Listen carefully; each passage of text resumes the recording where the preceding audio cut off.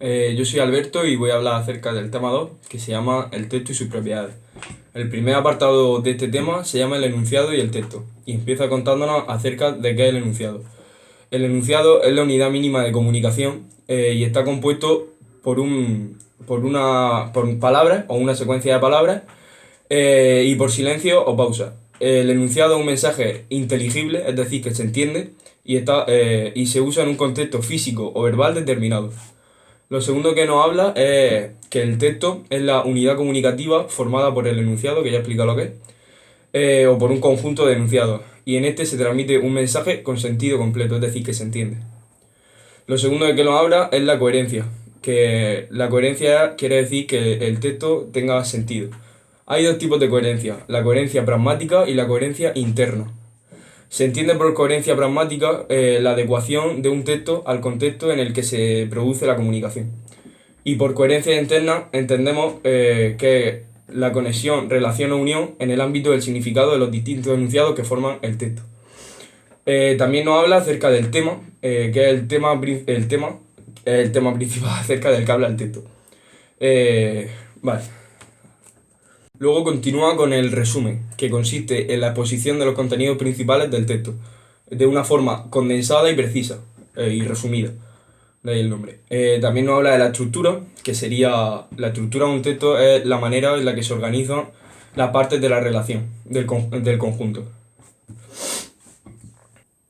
Luego nos habla de la cohesión, que se manifiesta a través de las marcas o procedimientos lingüísticos y se enlazan o vinculan formalmente o enlazan los enunciados, que se componen de un texto. También nos habla de la recurrencia, el que consiste en una repetición de una o varias palabras a lo largo del texto, o de un mismo lexema de palabras. Luego nos habla de la sustitución.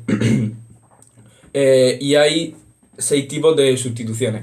La sustitución por sinónimo, la sustitución por hiperónimo, la sustitución por formas léxicas, la sustitución por expresiones equivalentes, la anáfora y la catáfora. Y bueno, este sería el resumen del tema 2. Bueno, ahora el resumen que voy a hacer es del tema 3, que se llama las formas de organización textual. Este tema empieza hablando acerca de los géneros discursivos expositivos, los cuales se denominan así a los textos de cada una de clases de categorías de textos definidas con una finalidad, con un contexto de uso y unos rasgos formales de contenido característicos. Luego nos habla acerca de las tipologías textuales, que hay 4 tipos de ellas. Según el ámbito de uso, según el área del conocimiento, según el modo de expresión y según la modalidad textual. El siguiente género del que nos habla es el género narrativo o la narración, en el que un narrador habla acerca de una historia y va desarrollando la acción de esta propia historia en el tiempo. Hay varios tipos de narraciones, como las narraciones de textos narrativos literarios o de los textos narrativos no literarios. El siguiente género del que habla es el género descriptivo, que es aquel en el que se describe a una persona, lugar, objeto o cosa. Y hay 4 tipos de descripciones. La descripción objetiva, que es de un carácter neutral, es decir, la persona que realiza la descripción no muestra su opinión. Y la descripción subjetiva, que es totalmente lo contrario a la descripción objetiva, en la que el descriptor sí da su opinión. Y luego, según la realidad descrita, está la descripción de personas, en la que se describe una persona, y la descripción de lugares, en la que se describe un lugar.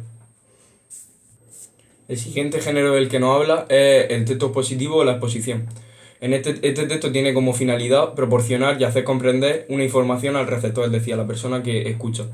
Este tipo de género se puede decir de 4 formas. Se puede dividir de 4 maneras, según su tipo de exposición. Existen las exposiciones especializadas, las que se dirigen a un receptor que ya tiene conocimientos previos acerca del tema que se va a tratar, y las divulgativas, que son todo lo contrario a las anteriores, en las que se parte de la base en el que el receptor no tiene ni idea de lo que se está hablando, o una idea muy vaga. Y también según el modo de expresión del propio emisor, están las escritas, que son escritas, y las orales, que son orales. Y bueno, hasta aquí sería el resumen del tema 3. Equivocado, no era el final del tema 3, ha sido un pequeño error, perdón. El siguiente género del que nos habla el tema 3 es la argumentación. en la que el emisor trata de convencer al receptor de que lo trata de convencer de su idea dando argumentos válidos, o más bien persuadirlo. Según el tipo de argumentación, esta se puede dividir de dos formas, las orales y las escritas. El siguiente género del que nos habla el tema es el diálogo, en el que es simplemente una conversación entre emisor y receptor en la que se van intercambiando los papeles. Dentro de esta existen rasgos literarios y rasgos, diálogos no literarios, y diálogos literarios. El siguiente género del que nos habla este tema, aunque no está incluido en el propio tema, es el género publicitario. Este pretende persuadir al receptor de que adquiera un producto, un servicio, o colabore con una organización o actúe de una manera de la que quiere el anunciante. Según su finalidad, esta se puede dividir en publicidad comercial, publicidad de organizaciones no gubernamentales, publicidad institucional y propaganda política. O según el medio de difusión, esta puede ser impresa, por ejemplo en panfletos, radiofónica, que sería por la radio, o audiovisual, que sería por la tele o por distintos medios digitales. Y ahora sí, el último género del que nos habla el tema 3 serían los géneros periodísticos o textos periodísticos. En este un periódico es un tipo de publicación diaria que ofrece informaciones y opiniones vinculadas a la actualidad, es decir, dan información de calidad y actual. Se puede dividir según los géneros periodísticos en géneros informativos, que sería la noticia y el reportaje, géneros de opinión o reportaje, que serían la editorial, la carta al editor o una viñeta, y en crónica o reportaje interpretativo.